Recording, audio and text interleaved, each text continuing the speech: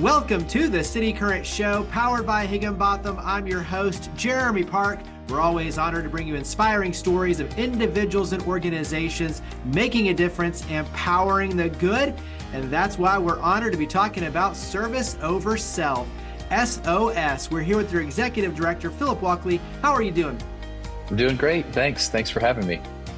You all do tremendous good when you talk about home repairs, revitalization, community improvement.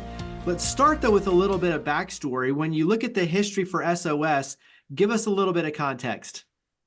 Yeah, I mean, SOS has been around since 1986, started a lot smaller and has grown. And for years and years, and still today, one of the biggest things we do is we provide critical home repairs for lower income homeowners, mostly through volunteers. So that's college students on their spring break, high school students in the summertime for a week-long kind of service mission trip.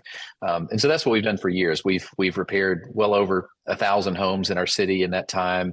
We'll repair 25, 30 plus houses a year, largely with volunteer young labor. When you look at the labor, obviously there's kind of a training element that goes into that. There's leadership, team building, and then obviously there's the revitalization and supporting the homeowner. So talk about kind of those two sides of really the power of what you do with service over self. Yeah. So our mission statement, two of the big kind of vehicles it mentions for how we do our work is through home repair and leadership development. And so the home repair piece is pretty obvious. We're working with homeowners to provide critical home repairs that are typically larger, like a total roof replacement, that are just either financially or physically they are not able to do themselves. We're doing that in the neighborhoods of Binghamton, the Heights, and Orange Mound. So beautiful, rich communities with rich histories and culture, but also a lot of people there that paying for a total roof replacement in their home might be a real challenge. And so we're trying to help make their homes warmer, safer, and drier, to stabilize their home and thus stabilize and make sure the community is thriving. So that's the home repair piece. And then for the longest time, the leadership development piece was the high schoolers and college students that mostly come from outside of Memphis coming in to serve the city, which is great. But about 10 years ago, some folks in the community began to say, hey, we love the work you do, but how can we get our own kids more involved? How can we get kids in these neighborhoods involved in what you're doing? And so I don't know, 8 or 9 years ago, we started an after-school program we call SOS Builds, which was really simple. We taught kids a few basic construction skills 1 or 2 days a week. And that was really it for years. But then when COVID hit and we were forced to shut down a lot of our volunteer home repair, because those are done as like a week-long camp where people are sleeping in our facility overnight, hundreds of kids at a time. So we couldn't do that in the midst of COVID. So we still had all these houses we had promised to repair. So we figured out other ways to do that. One of the ways we did that was to hire and engage some of the youth we'd worked with in the after school program to do the home repair. And after we did that for a summer, we thought, why are we not doing more of this? It was so valuable. And so we've really ramped that up in the last couple of years. So not only during the summer do they have a paid job opportunity to work alongside of our camps, and then even on their own in the latter half of the summer, where they will be a roofing crew that goes and does a lot of the repairs themselves. But after school, they're here. High school students are here 2 days a week, learning soft skills on one day. So personal financial management, teamwork, how to apply for a job, how to interview, things like that. And then on the other day, it's the more hard skills, largely in construction. So all different kinds of power tools, carpentry, construction, so that they are, if they spend several years with us in high school, when they graduate, they're really ready for a career or further training in a lot of different trades in a lot of different areas, even beyond construction, because of what they're learning in the program. Obviously, the skill set improvement, just like you're talking about the job possibilities, that's powerful. What have you seen, though, on their ownership? They're taking ownership because you're putting them, immersed in their community to be able to be a catalyst to create change in a positive way. So how has their sense of ownership changed as a part of that within their neighborhood?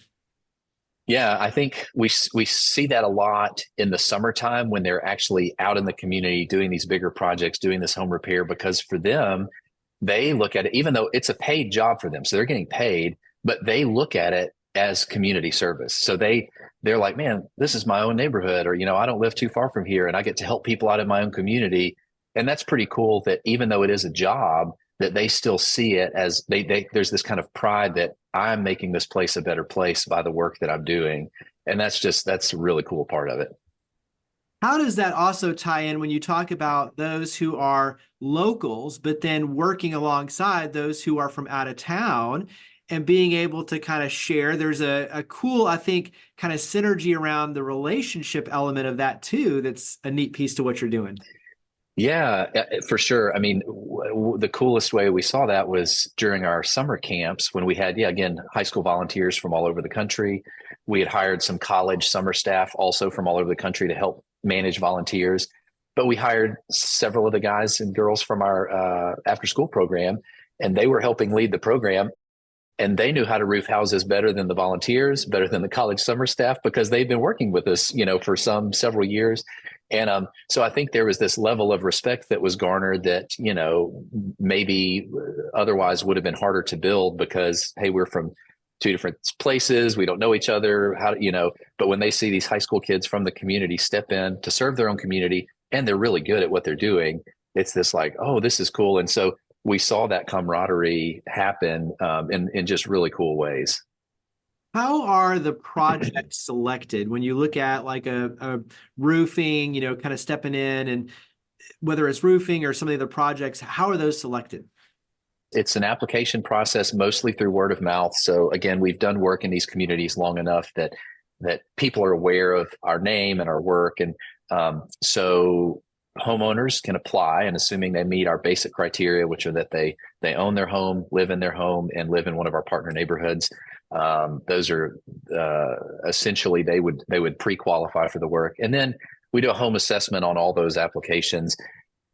Our goal, we primarily are doing total roof replacements.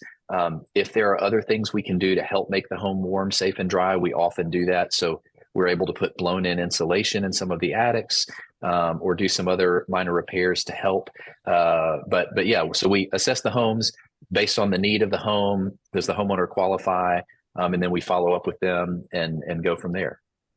Obviously, there's a cost to what you do. When you look at buying supplies, paying the individuals, how does all that start to come together? Because obviously that will lead us into fundraising and donations and such, but talk about the cost of everything. Yeah, well, it's interesting when we made a pivot after COVID and we kind of reduced the size of our camps, mostly to allow space for this job training program to grow, and some other reasons behind that. I had to go to my board and say, hey, this revenue generating program that was about 50% of our annual budget, the camps that people paid to come and volunteer, we're going to shrink that. But then this other program that costs a lot more money because we're paying people to do the work, we're going to grow that. And initially the board of directors is like, are you sure about this? Well, I'm not sure. And so we've definitely had to approach our funding model a little differently. We've had to seek some new funders, some new grants, things like that. But for us, it was a strategic choice. And we have, thankfully, there have been people that have gotten on board and wanted to do that. So we've been able to grow the program. But again, every year it requires us to raise a lot more money than we did before. And so the more youth we have in this job training, this vocational training program, the more it costs, both staffing dollars to manage the program, as well as, like I mentioned, they're paid for the work they do. So every hour that they're here doing construction work, they're getting paid. Which are all good things, but require us to raise more money.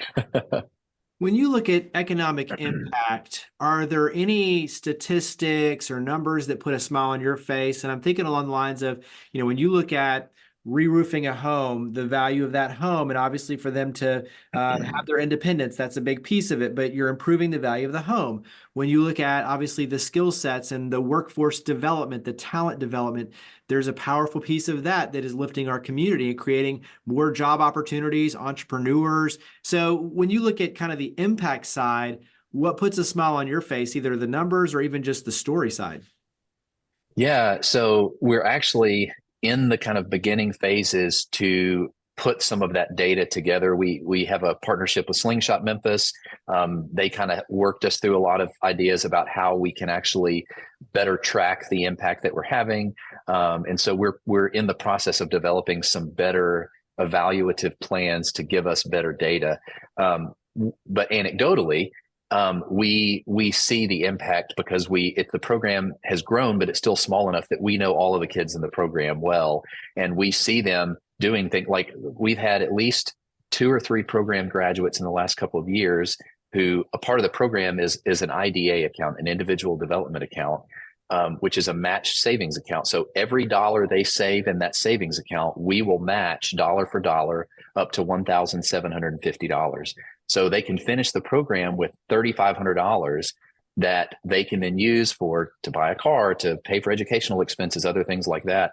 And we've had at least 2 or 3 of our graduates who have met that match. They've saved that money and they've used that to do something big, like buy a car or other things. And so again, that's more just stories and anecdotally, but when we see that happening in our history working in this community with some of these youth, to see the steps they're taking, saving this money, learning these skills, using that to better themselves when they finish, is just so encouraging. So we'll be excited to get some more systems in place to help us see not only the beautiful story side of things, but hopefully, and we believe that the numbers will also match that.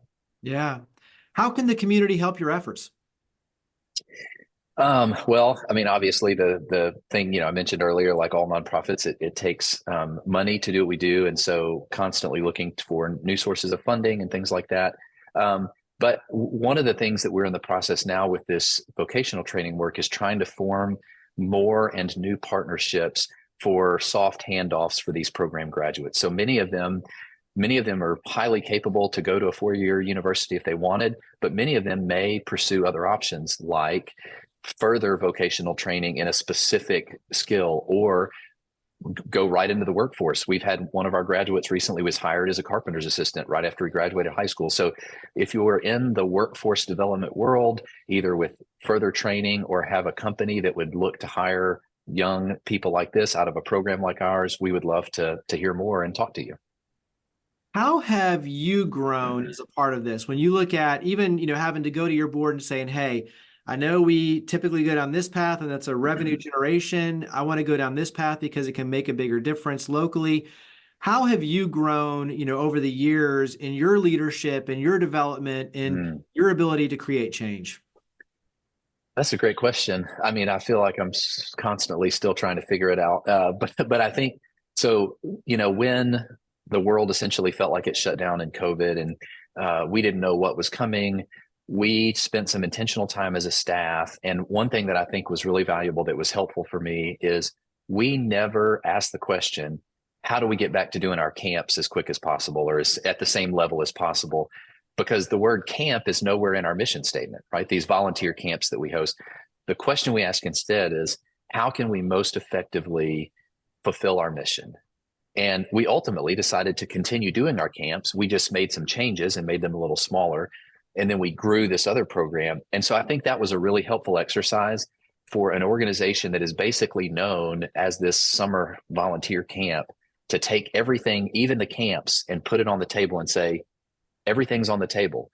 And we're not opposed to making any changes that help us accomplish this mission. And the fruit of that was beautiful in the sense that we kept our camps. We made some changes, but we believe that as an organization with all of our programming now, we're much more strategic, much more effective. And that's because of asking the question, how do we best fulfill our mission? Not how do we do the things we've always done before?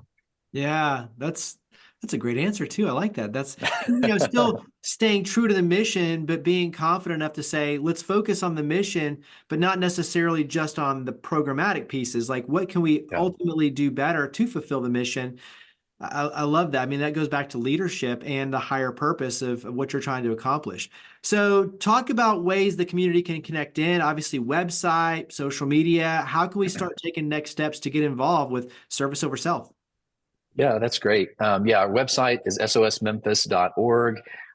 We're on Facebook and Instagram as well at SOS Memphis. Our building is right on Poplar Avenue, 2505 Poplar, right in the heart of Memphis. And so whether it's shooting us an email, messaging us on social media, stopping by the building.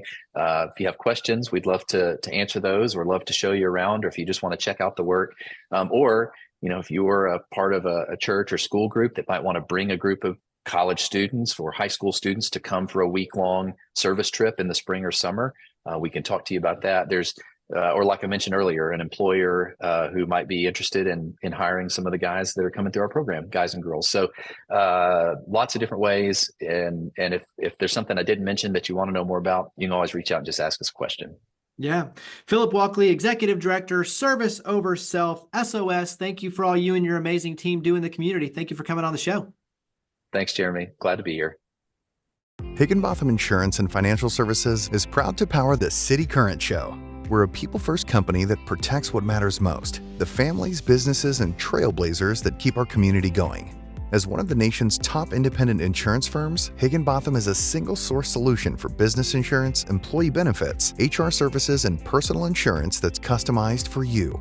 We're here to serve you, the people you care about, and your community. Call 866-377-1959 or visit higginbotham.com.